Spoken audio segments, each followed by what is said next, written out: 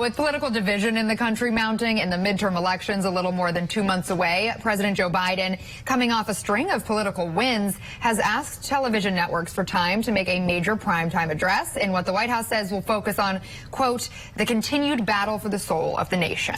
Now, the speech comes as GOP leaders have questioned the role of the FBI's search and seizure of classified documents held by former President Trump at his Mar-a-Lago resort, and as Trump once again publicly challenges the results of the 2020 presidential election years later. That's right. Late Monday, on his own social media platform, Trump demanded that he be reinstated as president or that the country hold an entirely new election. National correspondent Maura Sirianni explains what is driving the president to make the address later this week. Of all places, symbolically, of course, the birthplace of our democracy, the Independence Hall in Philadelphia. Maura.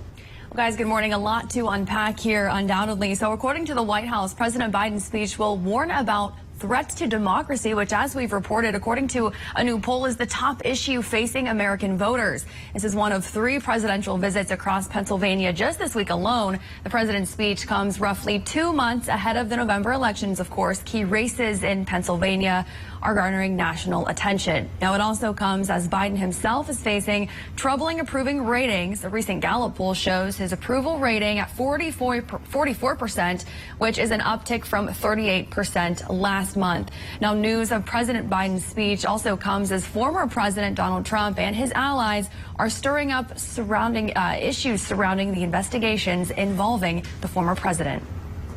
What happened with Crossfire Hurricane? It was a joke of an investigation. People lied and manipulated the evidence. Look what happened to Hunter Biden. They gave him a complete pass, apparently, and the social media outlets in this country suppressed information that could have mattered. And if they try to prosecute President Trump for mishandling classified information after Hillary Clinton set up a server in her basement, they literally will be riots in the street. I worry about our country. Now, Trump also doubling down on false election fraud claims as some Republicans seek to distance themselves from the issue. Monday, the former president took to Truth Social following news that Facebook limited the Hunter Biden laptop story in users' news feeds. That was back in 2020. Trump writing in all caps, the FBI buried the Hunter Biden laptop story before the election, knowing that if they didn't, Trump would have easily won the 2020 election. He goes on to further claim election fraud and interference, continuing remedy, declare the rightful winner or declare the 2020 election compromised and have a new election immediately. Now, he won't be reinstated, but Trump has been railing against the FBI, as we know, ever since agents raided his Florida home earlier this month for classified documents.